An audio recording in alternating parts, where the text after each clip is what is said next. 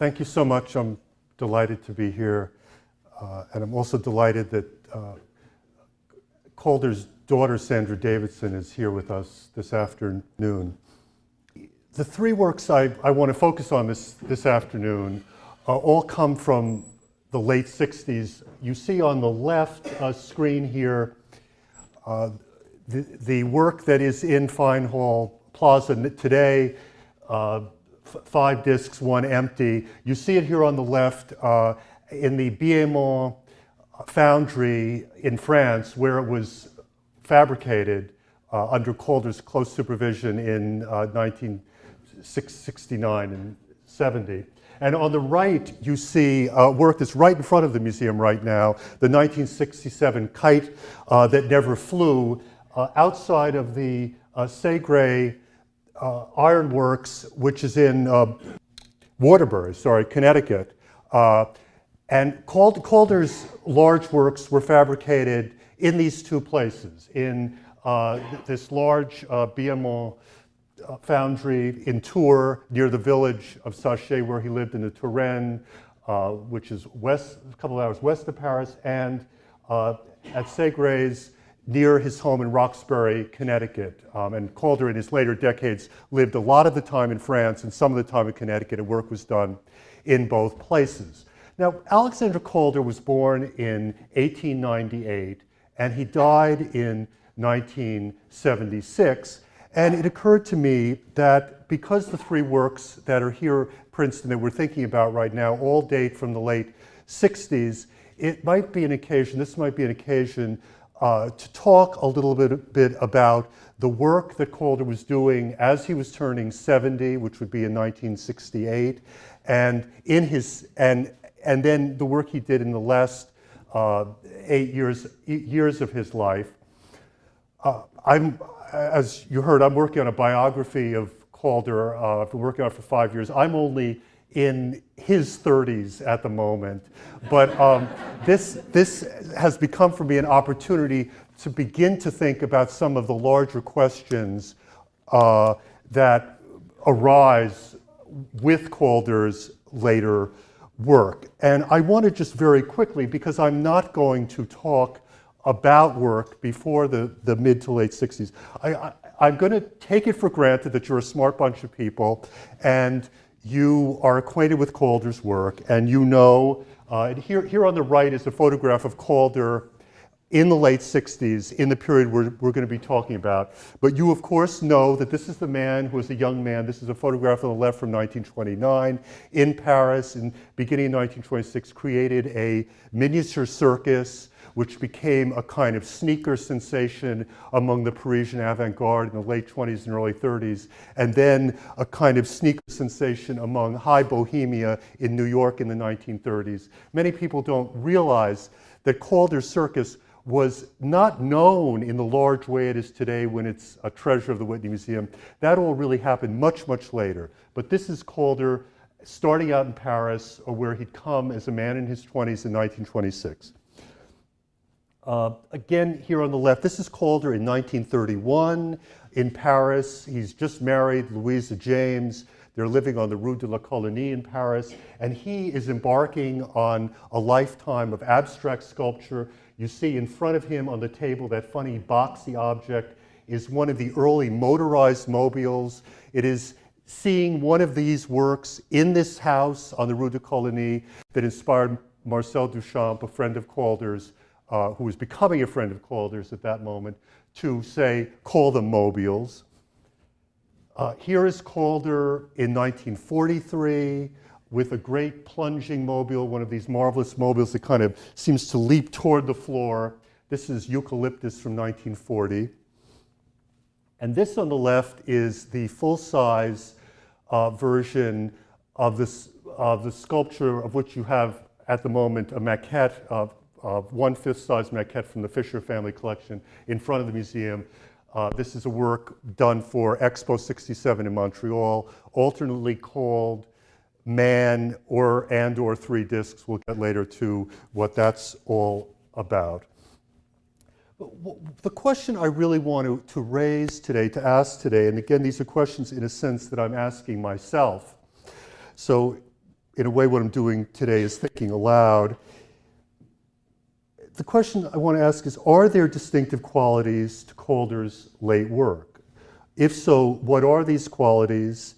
And is there any way in which we can relate qualities or characteristics of Calder's late work to a sense of mortality, to a sense that one is at in the last act of one's life? Are there connections that can be made here? As many of you, some of you I'm sure are aware, the whole question of late style and lateness in art has been discussed a good deal in the last 20 to 30 years. I don't think it's hard to know why this is. As the modern century, the 20th century, the century that always wanted to be new aged, a lot of art historians and critics began to think, well, what is the aging process of modernism?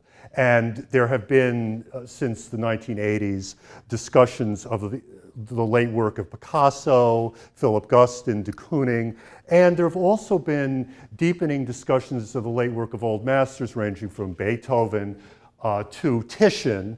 And you have before you two works by Titian. Titian was born about 1490. On the left is a very early altarpiece, and I have it up there because you have on the right of it a figure of Saint Sebastian. So that's early Titian on the left. On the right, you have a very late painting by Titian done in his 80s. And I want to just read to you what I think is probably the most striking capsule definition of lateness in the visual arts. It comes from Erwin Panofsky, from his book about Titian. And I was sort of wondering about a week ago, well, isn't it a little weird to be quoting Erwin Panofsky? He did, of course, work at the Institute for Advanced Studies for many, many years here. But I was thinking, Panofsky and Calder. But then the other day I discovered a letter from Erwin Panofsky to a man named James Johnson Sweeney, who will come up a number of times today, a great friend of Calder's, a curator and critic and collector. And James Johnson Sweeney organized the first Calder, the Great Calder retrospective at the Museum of Modern Art in 1943.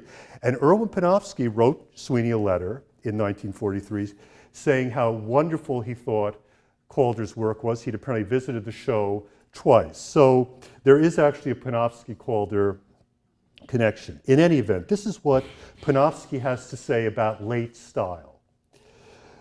Titian's late style, like the latest style of most great masters, amounts to a coincidence of opposites: intense emotion and outward stillness, color and non-color, the broadest and apparently almost chaotic technique of execution, and the most rigid order and density of composition. Toward the end of my remarks, I'm going to suggest tentatively that there are certain aspects of Panofsky's idea. The idea that lateness involves a kind of paradoxical, lateness involves an intensification of feeling through paradoxical combinations of things. I'm going to argue that there is that kind of paradoxical combination of apparently opposed forces in Calder's late work. Perhaps there is.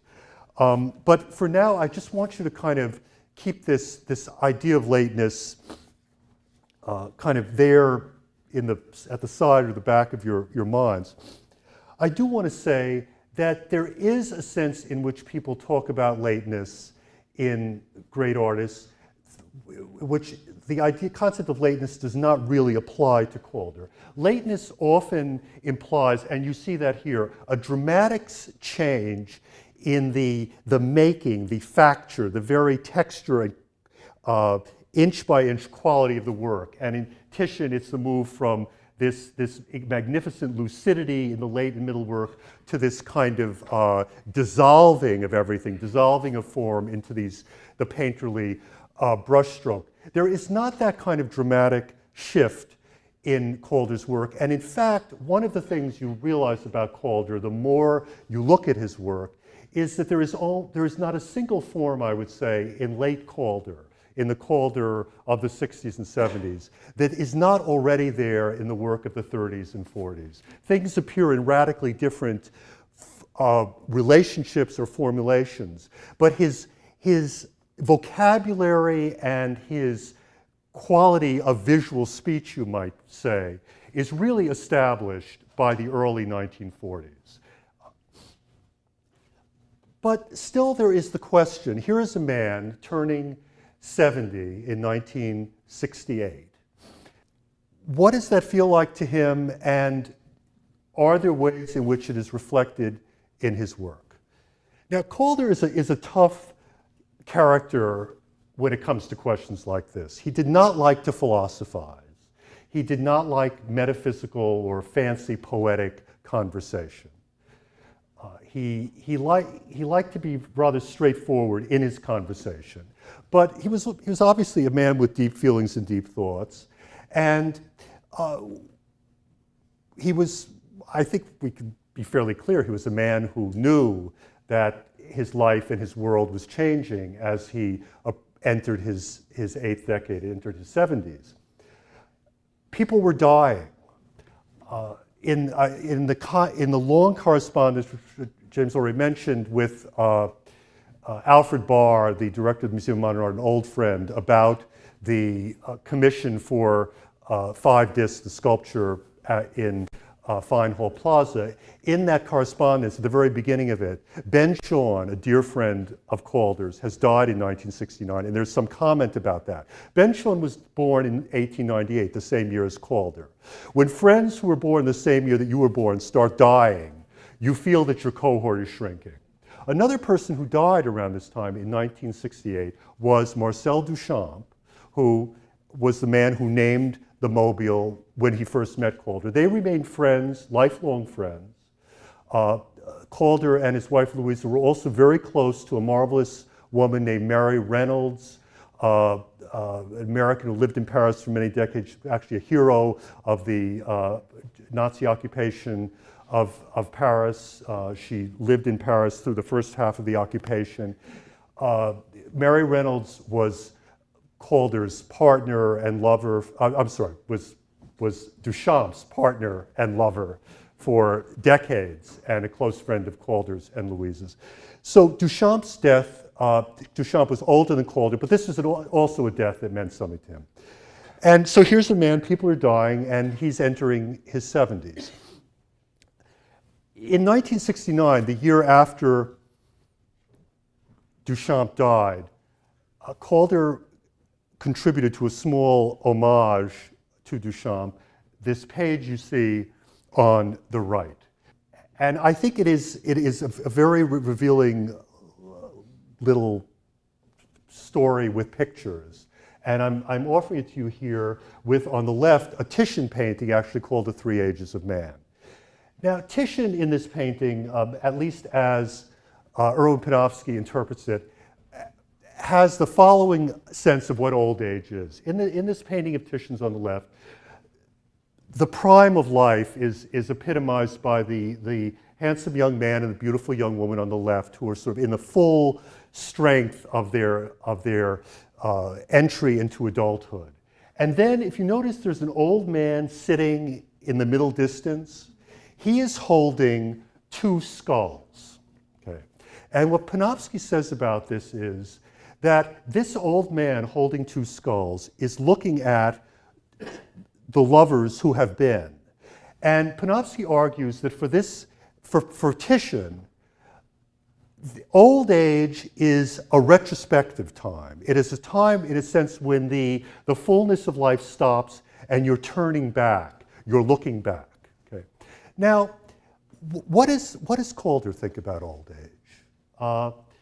And let's look for a moment at this wonderful little ditty about Duchamp, which Calder wrote. M. Duchamp, born like a light, lived like a light, out like a light, and that was the delightful life of Marcel Duchamp.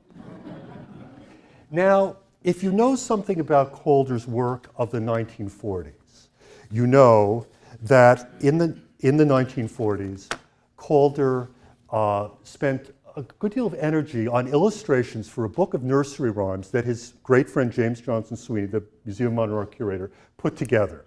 It's a book called 3 Young Rats. Where am I? move too fast here. Three Young Rats. It was published first in a small edition in 1944. And when you read the little Duchamp ditty, what immediately comes to mind from Three Young Rats, if you know Three Young Rats, is the picture and rhymes from, it's not a rhyme, it's, I guess it is a rhyme. Yes, it's a rhyme. Solomon Grundy, which is actually a mid-19th century English nursery rhyme. Solomon Grundy, born on Monday, christened on Tuesday, married on Wednesday, took ill on Thursday, worse on Friday, died on Saturday, buried on Sunday. So that was the end of Solomon Grundy. Now think about it. So that was the end of Solomon Grundy. And that was the delightful life of Marcel Duchamp. I think in 1969, doing this little homage to Duchamp, Calder, either consciously or unconsciously, is remembering, illustrating the Solomon Grundy poem. And he spent a lot of time and energy on these nursery rhyme illustrations. There are a lot of variant illustrations. Now, what do I make of this? As many of you know, nursery rhymes are often surprisingly brutal. Humpty Dumpty fell off the wall. One of the characteristics of nursery rhymes is they tell the truth. They're very frank. They're very out there. And that is what James Johnson Sweeney and Calder liked about these nursery rhymes. And what does Solomon Grundy say about life? I think what it says about life is that the latter part of life is not some sort of melancholy, fancy, poetic drama. The later part of life is just one of the parts of life. I think what the nursery rhyme and then Calder's little ditty about Duchamp say is that there is an equal weight given to each phase of life. There is no regret, no looking back. The dark aspects of life, the darkness in life, is accepted as part of the whole. It's what people now call in 12-step programs, I guess, living in the moment. Now, there's a kind of black humor about this, but there's also a kind of joyous cosmic comedy about it. In other words, okay, I'm in the late phase, the light's going to go out, I'm going to die, but that is simply part of the trajectory. And I think this gives us a clue to how Calder thought about the last stage of life. In other words, he embraces it, but it is part of a kind of cosmic comedy. Which is his whole life. It's not radical, it's not different totally in nature from the other parts. It's simply part of this succession of experiences which are life. These are two great large works. On the right, La Grande Vitesse, 47-foot high, stable in Grand Rapids, Michigan. And on the left, La Grande Vitesse, done in 1969. On the left is Flamingo, a work installed in Chicago in 1974. And for any of you who are in Chicago and haven't seen this, you really should go see this. This is one of the pinnacles, I would say, of late Calder. It is installed between two buildings by Mies van der Rohe. And the juxtaposition of these dark public buildings, one very high and one very low, with the Calder Flamingo in between, is really one of the great moments, I think, in 20th century public art. And the dialogue that goes on between the Van der Rohe and the Calder is quite extraordinary. Now, you know, one of the things that is challenging about Calder is, in a way, he's too well known. People don't look at Calder anymore. They just say, oh yeah, it's a Calder stabile, and they walk on. But we have lost track of how strange and really crazy and radical these works are. One of the things that sometimes happens to successful people when they get older, and this is one of these, in a sense, an aspect of old age, is you get to do the things you always dreamed of doing. And Calder had always dreamed of doing very, very big things. And in the 60s and 70s, he was able to do those very, very big things. And he, as some of you know, many of you probably know, Calder's father was a very famous sculptor, a sculptor of large public works in the early decades of the 20th century, Alexander Sterling Calder, known as Sterling Calder. And in 1915, when Calder was an adolescent, the family was in San Francisco, where Sterling Calder was the director of sculpture projects for the Panama Pacific Exposition. And among the works he did there is this enormous, crazy fountain that was called the Fountain of Energy, which you see on the stereo card on the left. I'll show it to you, I think, in a clearer image in a minute. Calder was a boy, a bright high school boy at this point. He watched in the workshops as works were being created, full-size works were being created from small models sent by sculptors from around the country. He spent a lot of time, he and his sister spent a lot of time at the fair. It was a magical time in their lives. And many years later, when the Pennsylvania Academy of Fine Arts, where Sterling Calder had studied, asked our Calder to say something about his father for the Academy's 150th anniversary, Calder said that he thought the best works that his father Sterling ever did were the, quote, fantastic and flamboyant works, such as the Fountain of Energy done for the Panama Pacific Exposition in 1915. Fantastic and flamboyant. And that, I think, is a key to what Calder is after in these very strange things that he plopped over the landscape in the 1960s and 70s. These Calders are not called sculpture. They're called stabiles, a name given to them by a Dadaist, a Dada artist, Calder's friend Arp. And Calder himself sometimes calls them objects. He refers in a letter to Barr, he refers to the Fine Hall Plaza stabile as an object.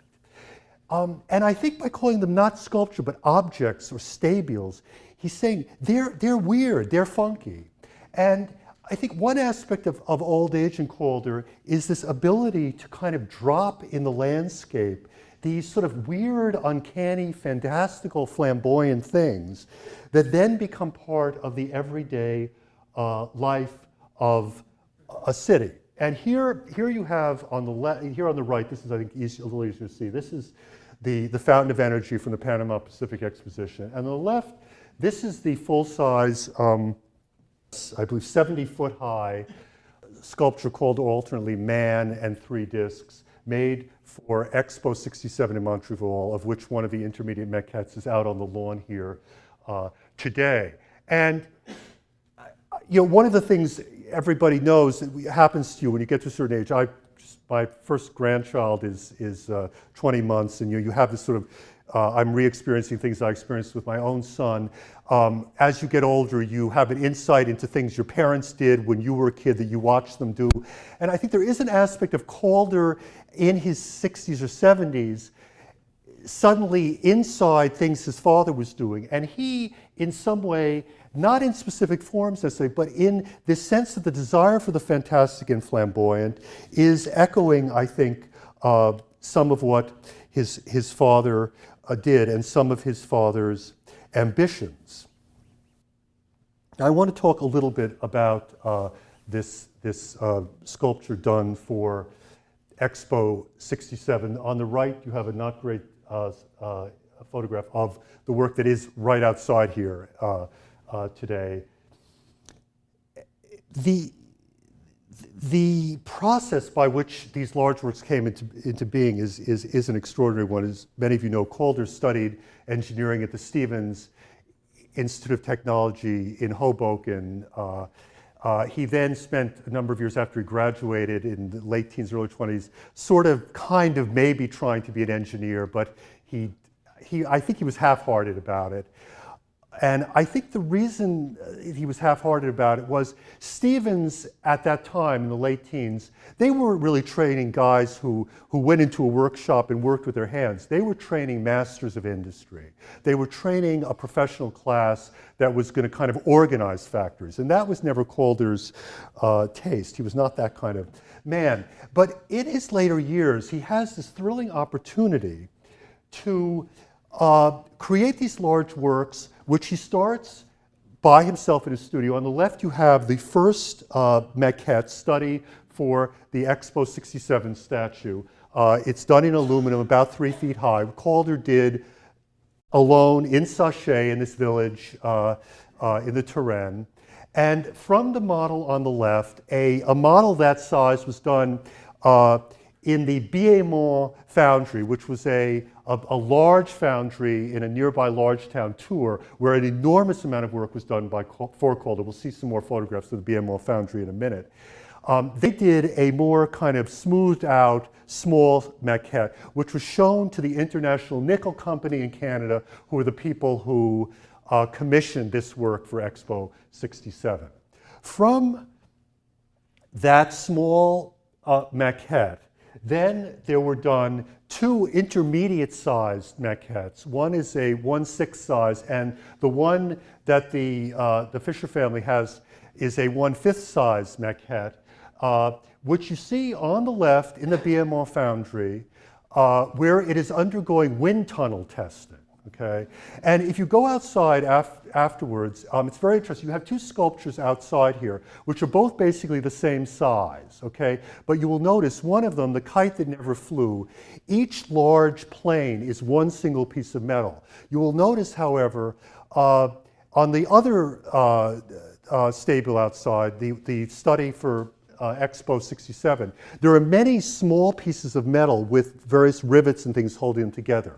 Every one of those small pieces of metal is a 1/5 size study for what will then be a 70-foot high sculpture. So what you're seeing out there is a sort of a technical working up in metal on a smaller scale of what is going to be mounted in Canada then. Okay? And so then various tests are done on this mid-sized maquette, and the spray you see there is some kind of pigment that's being sprayed with wind currents to see actually how the wind currents are moving across the surface. And Calder, there's something uncanny about Calder's career because he studies engineering and then he actually becomes a painter. And for the first 10 years of his creative life in the 20s, really engineering has nothing to do with it. But then at the end of the 20s and into the 30s, suddenly everything he learned at the Stevens Institute becomes relevant. And you have him in the later years, in a sense, working in the kind of hands-on engineering environment that was kind of fading as an industrial model, really, in the teens when he was in engineering school. Here is another shot of the Biémont foundry with the full-size Expo 67 stabile being put together. You get a sense of how this thing is 70 feet high. The metal, most of the materials came from Canada. They were sent to France. It was put together in Tours, and then the pieces were shipped back to Canada, where it was put up. Calder was there when it was being put up. He was very frustrated. Some things weren't done right. Calder was a dreamer. He was a playful man. He was also a fanatically precise technician. He got very frustrated when people who were doing these kinds of things didn't do them right, when things were not put together according to plans. And here is the Expo 67 stabile, and you get a nice sense of from both that photograph you just saw and this one of how people interact with these things. And one of the marvelous things about the large ones is they become a kind of fantasy architecture. And they have sometimes a kind of, I was thinking about this in the Fine Hall Plaza stabile. There is, think about them in relation to Gothic architecture. That's one, I think, interesting way to think about them. Now, there is an interesting sort of a tale about the title of the Expo 67 stabile, because when it arrived in Canada, it was called 3 Discs. And this is a big international fair, and 3 Disc, I don't know, sounds a little obscure. And the theme of Expo 67 was man and his world, and Calder was persuaded to rename that the stabile should be called Man. And it now has 2 titles. The Calder family and foundation call it 3 Discs. Other people call it Man. And I I think this is actually an opportunity to think about the kind of, you might call the fungibility of meaning in the kind of sculpture Calder's doing. Because although members of the Calder family, who I respect greatly, do not agree with me about this, I think that the sense of a figure, of a man, in an object which has this kind of sweeping up from leg-like forms and a disc on top, I think there is a sense of the human, of the personage in that. And I would offer as a thought here, this is a mobile from the 40s called Christmas Submarine, I believe. And notice the little circle which becomes a face. So there's certainly in Calder a sense that a disc is or could be a face. And I think another work that's very interesting to think about the Expo 67 great stabile with is Picasso's unfulfilled dream from 1928-29 of a model of a monument to the great poet Apollinaire. By the way, Apollinaire is the man who coined the term surrealism. Picasso never saw this monument on the right built, which is a kind of odd figure you see with this three-dot face at the top. The committee for the monument to Apollinaire did not approve of what Picasso had done. Picasso was turned down. But I think there's a sense in which Calder's great stabile in Montreal is a kind of fulfillment of some kind of dream of what a monumental sculpture with a suggestion of the person or the personage might be, that begins with Picasso in 1928. One more thing I'd want to say quickly about thought I've had about late style and Calder in relation to particularly the Expo 67 stabile. I said at the beginning that there is, when you talk about late style in painting, certainly, it often has to do with a dramatic change in the facture, in the paint handling. And this is not something we can even talk about with Calder. But I think there may be interesting analogies between lateness in some of the great Renaissance and Baroque sculptors and lateness in Calder. What you have on the right is the back exterior of St. Peter's, which was Michelangelo's great project in his later years. You know, one of the things people often think about lateness is a kind of turning inward, a kind of withdrawing from the world into your private kind of dream space. And there's an aspect of that in late Titian, there's no question. But in Michelangelo and Bernini, lateness actually often involves a move from sculpture and from the figural into a pure abstract art of architecture. And late Michelangelo, with these magnificent, tall, flat pilasters, is an expression of a kind of, and I want to see exactly what, a kind of shedding of the personal, of the particular, a generalization that suggests the hope for, the yearning for some large, simple, final avowal, a kind of ultimate simplification and concentration of everything one knows. And I think there's a sense of that kind of lateness in some of the huge late Calder stabiles.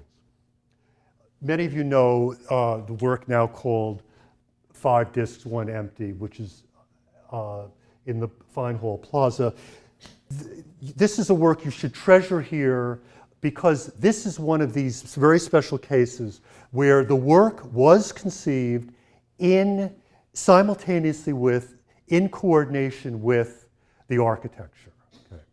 Okay.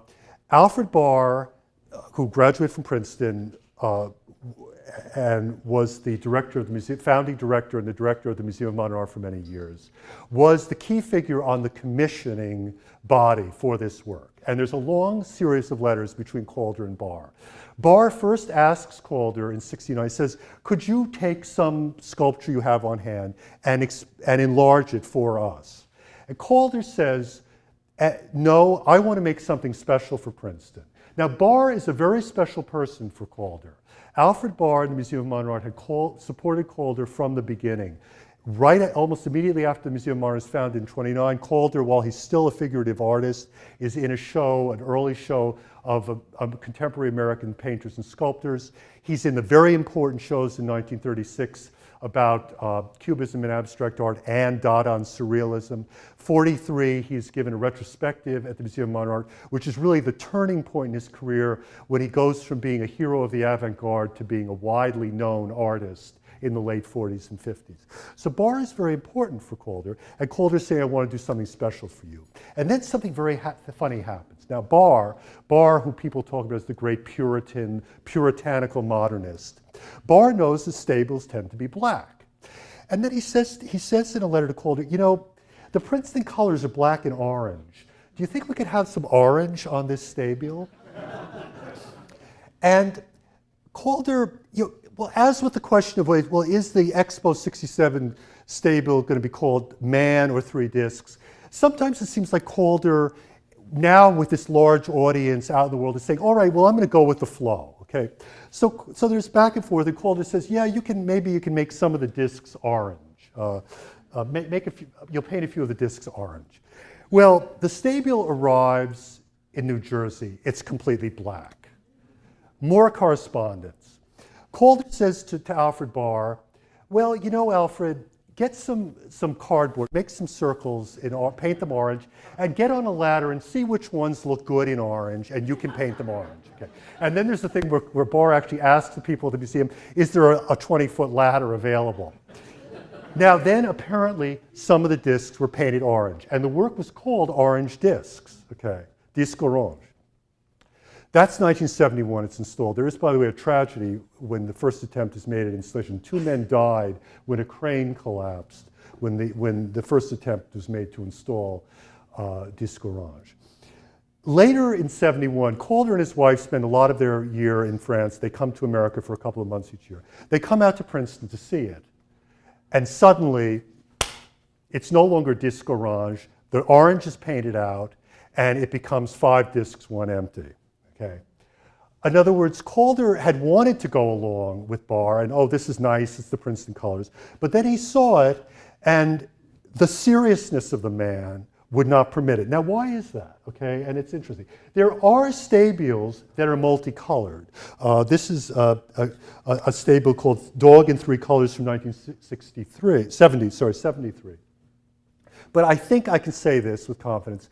When a stabile is different colors, each plane is a single color. You do not violate the integrity of the plane by changing colors. Now, what Barr had done was on a plane, you had black and orange. And Calder was like, well, all right, it's Alfred Barr. He's been very nice to me. It's the Princeton colors. But then he sees it, and the man's deep seriousness comes through, and it's unacceptable. So there is this push and pull in the late Calder between kind of going with some popular desire and at the same time insisting that his work be his flamboyant, fantastic vision, not somebody else's flamboyant, fantastic vision. The last work I want to focus on here is the other one that you see outside, The Kite That Never Flew from 1967. And I'm showing it here with some wonderful little snapshots of Segre's. And here it is outside of this Connecticut ironworks where it was created. Now let's think about this title, The Kite That Never Flew. I think this is a title that we ought to take very, very seriously. Because I don't have to tell you this, Calder, the inventor of the mobile, has to be a man who loves kites. And indeed, one of the books that Calder loved as a boy was a book called The Outdoor Handybook. He talks about it in his autobiography. And the Outdoor Handybook contains a chapter on Malay and other tailless kites. When Calder and Louisa went to India in 1954, one of the things he absolutely wanted to see was the kite festival held every January in Ahmedabad. So kites and the buoyancy of kites naturally is very, very important to him. And then he makes a sculpture called The Kite That Never Flew. Now, there are quite a few other stabiles with these kind of triangular forms that are very much locked to the ground. It is a genre, and many of the other ones have other kinds of titles. But I think this title, The Kite That Never Flew, and this question of buoyancy, the defiance of gravity in Calder's work, and on the other hand, the sense of gravity that holds down the kite and certainly holds down the very heavy kite that never flew. I think this is something that's very interesting to think about, and I think it may give us an insight into the late phase of Calder's work. The mobile on the right is a masterpiece from 1942, and this is what I would call an example of the kind of classic high, classic resolution of all the dimensions and drives of Calder's art. He produces mobiles like this from the early 40s, well into the 50s, and they are works in which gravity is defied. The pleasure of such mobiles is in this sense of buoyancy, and when we look at them and when we see them move, we feel that gravity has been completely contained and controlled by this master magician. But at the same time, Calder is a man who knows what gravity is about. He spends his life trying to make things get off the ground. And people don't take seriously enough some of the gouaches and lithographs that Calder did late in life. This is I believe a gouache from 1974. And I would say this is a comic gouache about the perils of weightlessness and the pull of gravity. Because this guy in his striped suit, he's on a crash course, okay? And it's interesting to think about an image like that. This is 1974, in relation to a man who is in his 70s. Calder was always a heavy man, and he struggled his whole life with his weight. Even in his 30s, when he's first married, he's writing home, I'm trying not to eat too much, I'm going to the gym. He always struggled with his weight. He was light on his feet, he was a great dancer, he was a miraculous man when he took a pair of pliers in his hands, but he had too much weight and he knew it. And sometime in the 60s, he came down with Parkinson's. And certainly by 1974, when he does this gouache, he's a man struggling with gravity. And I think the argument can be made that in the late Calder, and it's an argument that I would not make unequivocally, but I would make speculatively, that in the late Calder, the kind of dance between weightlessness and weight, between buoyancy and gravity, is beginning to be won by gravity, by the sense of the pull of the earth. This is a mobile on the left from 1974 called the White Sock. Now, as I said early in this talk, there is not a form in the work of the 60s and 70s that you can't find, at least by the early 40s. There are indeed mobiles in the 50s which have these kind of four-sided or sort of what I would call almost chunkier kinds of forms. But I do think the argument can be made, and again, I make it at this point speculatively, that there's a new sense in the late work of the pull of the earth, of the sense of the earthboundness of human experience. And if you contrast the 74 mobile with the 42 mobile, and again, I'm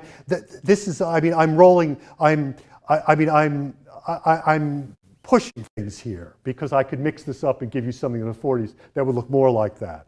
But I think there is an argument to be made. And if you look at some of the very odd late mobile works, this is a work from 1974, again, right toward the end, when Calder's Parkinson's was becoming a problem, we know. This is a work that he gave to the town of Sachet, where he lived in France.